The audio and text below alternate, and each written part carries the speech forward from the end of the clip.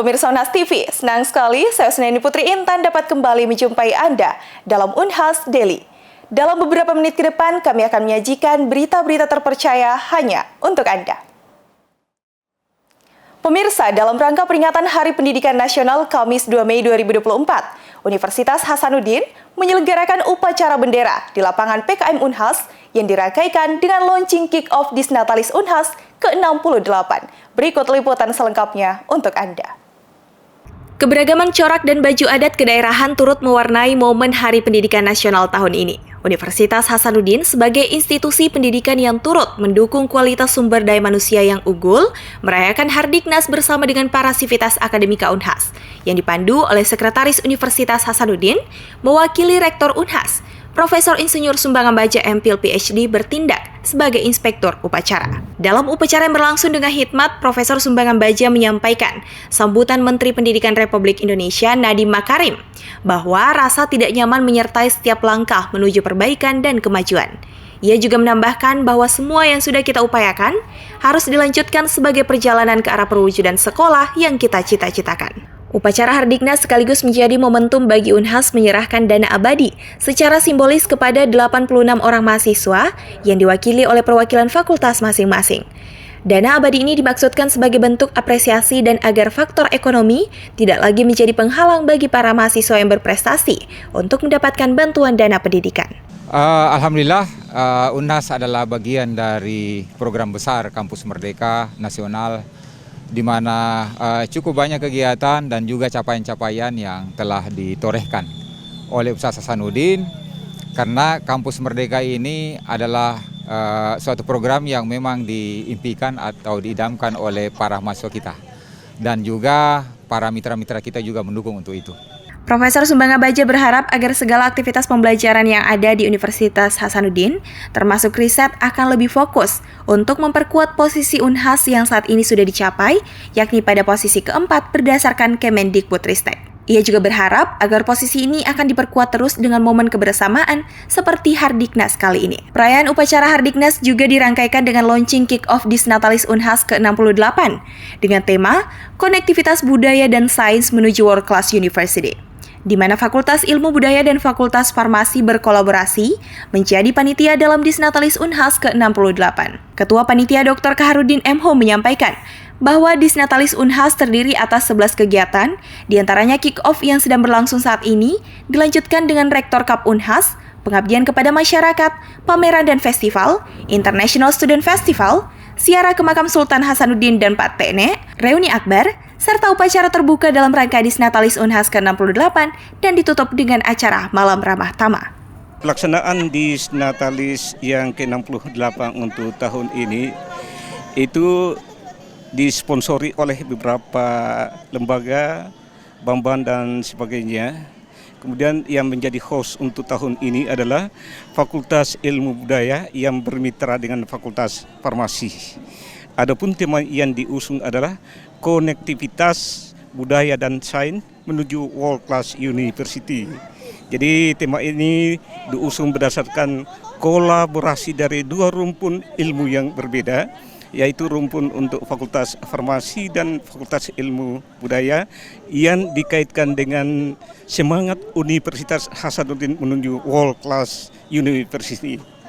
Ya, tentu saja saya kira karena Hari Pendidikan Nasional itu tidak hanya sebagai bentuk pengajaran pengetahuan, tetapi bagaimana juga transformasi budaya dari generasi ke generasi itu bisa terjaga.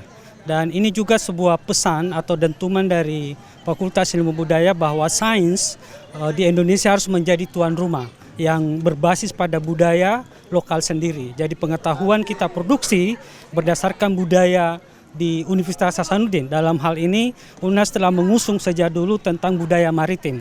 Jadi Unhas akan menjadi World Class University dengan ciri khasnya, dengan karakteristiknya yang berbudaya maritim. Saya kira itu. Di akhir sesi juga diadakan pegelaran Genderang Bulo Tarian Khas Sulawesi Selatan yang dimainkan oleh anak-anak kecil yang diikuti oleh para peserta yang hadir. Hal ini sebagai bentuk pengenalan kearifan lokal bagi peserta upacara, termasuk mahasiswa internasional. Husnaini Putri Intan, Muhammad Fauzan Ali, Unhas TV.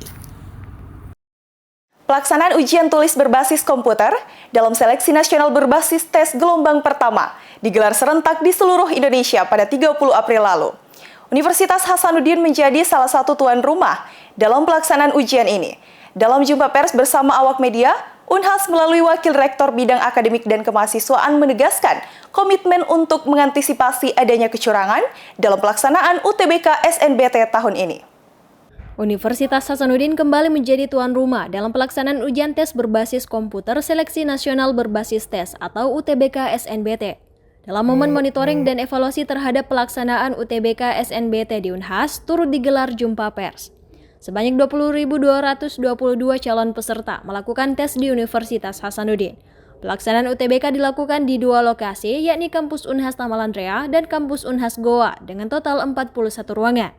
Untuk Universitas Hasanuddin sendiri, kuota mahasiswa yang akan diterima dengan jalur tes ialah sebesar 30-40% dari jumlah keseluruhan maba. Sedangkan jalur lainnya yakni jalur prestasi sebesar 20-30% dan jalur mandiri maksimal 50%.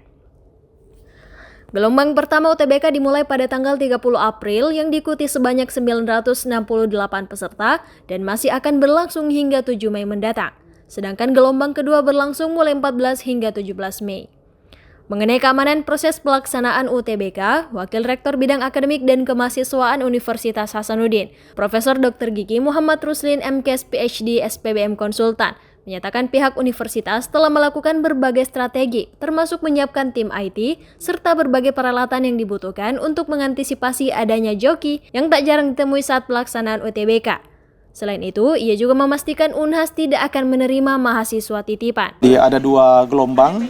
Gelombang pertama hari kedua, gelombang pertama sampai tanggal 7, kemudian berikutnya akan ada gelombang kedua tanggal 14 sampai 17 dan tiap hari sesi itu ada 2 sesi pagi dengan sesi siang. Nah, di Unhas ini tadi kita ada 20.222 mahasiswa yang akan ikut tes dan itu kita sudah fasilitasi di 2 lokasi di Taman Ria dengan di Goa dengan 21 lokasi dan 41 ruang ujian.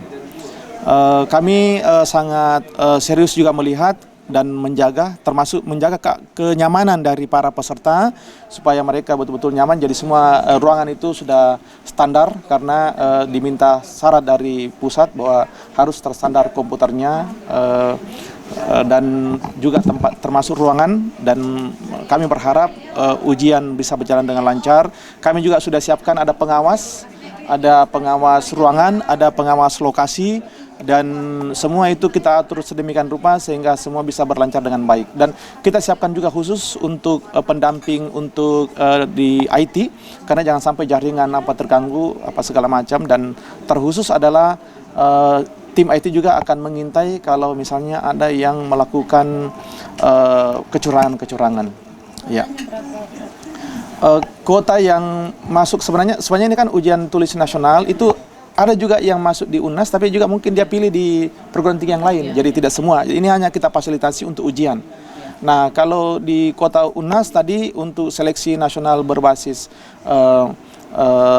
SNBT ini, berbasis tes ini, itu kurang lebih 30-40%. Karena tiap fakultas juga, tiap prodi juga berbeda-beda jumlahnya. Ya, hasil evaluasi kami ternyata ada sekitar sekian 93% itu hadir, ada yang tidak hadir. Ada yang tidak hadir baik pada sesi pagi maupun di sesi siang. Ya. Prof, ini kan kampus UNAS kan seksi ini Prof, jadi semua mungkin komitmen UNAS untuk mencegah titipan-titipan dari para pejabat seperti apa? Ya, kalau untuk seleksi nasional itu ada 2 tadi, berbasis prestasi dan berbasis berdasarkan tes, dan itu semua dimonitor, dikontrol di pusat. Kemarin juga pada tanggal 29 sebelum ujian dimulai sampai dengan tanggal 30 pada saat ujian pertama UTBK dimulai itu ada tim monitoring dari pusat untuk melihat kesiapan UNAS sebagai pelaksana, dan itu bagian dari untuk mencegah adanya kecurangan-kecurangan. Dan titipan-titipan kami mendeklar kembali lagi bahwa UNAS tidak akan memfasilitasi, tidak akan menerima dan tidak akan mentolerir dari pihak-pihak tertentu yang merasa bahwa bisa titip, bisa apa, itu tidak ada. Ya. Di luar dari pembahasan UTBK, ia juga memaparkan jalur lain yang bisa ditempuh bagi peserta UTBK yang belum lolos melalui jalur SNBT, yakni jalur mandiri yang bahkan bisa ditempuh tanpa harus mengikuti tes UTBK terlebih dahulu. Ia menambahkan bahwa tidak semua calon mahasiswa mampu dalam berbagai hal untuk mengikuti tes UTBK. Meskipun demikian, mahasiswa yang mengambil jalur mandiri non-UTBK ini tetap akan mengikuti seleksi berbasis komputer secara internal di Universitas Hasanuddin. Ia menambahkan selain jalur non-subsidi, juga dibuka jalur TAFIS, prestasi olahraga, seni dan keilmuan, serta jalur ketua OSIS. Eva Syarahman, Muhammad Fauzan Ali, Unhas TV. Pemirsa, Universitas Hasanuddin menjalin kerjasama dengan Osaka Kawasaki Rehabilitation University Jepang yang ditandai dengan penandatanganan MOU pada Kamis 2 Mei 2024 di ruang rapat lantai 6 Gedung Rektorat Universitas Hasanuddin.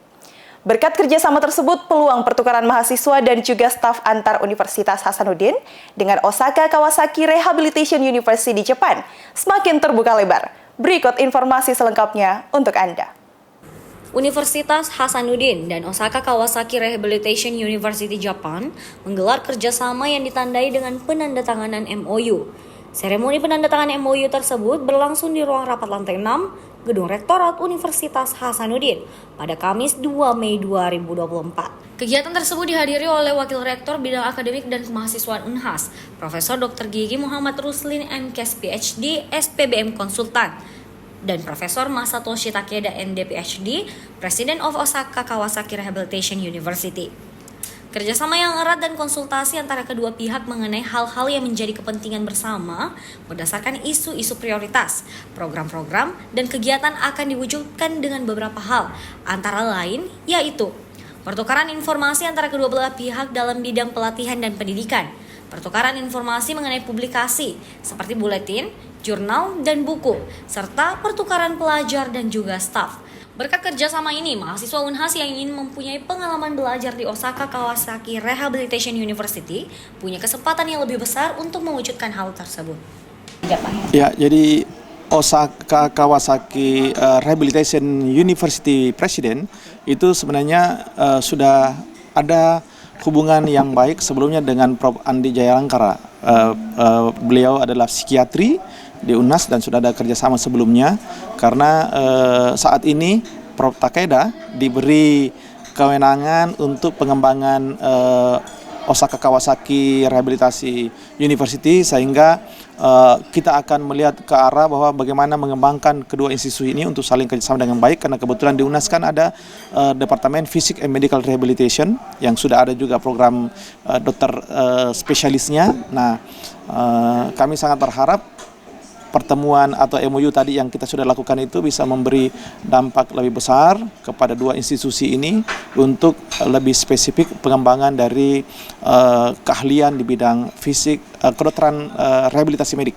Penandatanganan MOU ini diselenggarakan pada tanggal 2 Mei 2024 yang juga diperingati sebagai Hari Pendidikan Nasional. Karena hal tersebut, beberapa tamu yang hadir dalam penandatanganan MOU ini menggunakan baju adat setelah selesai melaksanakan upacara bendera peringatan Hari Pendidikan. Wakil Rektor Bidang Akademik dan Kemahasiswaan Universitas Hasanuddin, Profesor Dr. Gigi Muhammad Ruslin MKes PhD, SPBM Konsultan, menggunakan baju adat dari suku Bugis dengan perpaduan songkor reca dan lipas sabe. Well, I was surprised and impressed. Those colorful costumes of the different tribes are very impressive, and I joked to your vice rector that if I knew this is a special occasion, I should have wear kimono, which is a Japanese traditional costume. Wow, very impressive, very unique, and also it is very colorful. But I understand those are the representation of old history and culture. And I learned the Makassar tribes is composed mainly 4 tribes, and each tribes have different color, different costume, and different styles, which is very impressive for me. Profesor Masatoshi Takeda MD PhD, President of Osaka Kawasaki Rehabilitation University Jepang, mengungkapkan bahwa baju adat Indonesia memiliki keunikan tersendiri sebagai wujud representatif terhadap sejarah dan budaya yang dimiliki oleh Indonesia. Zara Sabita Suceng, Nuri Nurhayati, Unhas TV. Pemirsa, berita tadi sekaligus menutup perjumpaan kita hari ini. Terus saksikan Unhas Daily hanya di Unhas TV. Saya Senin Putri Intan beserta kru yang bertugas pamit undur diri dan sampai jumpa.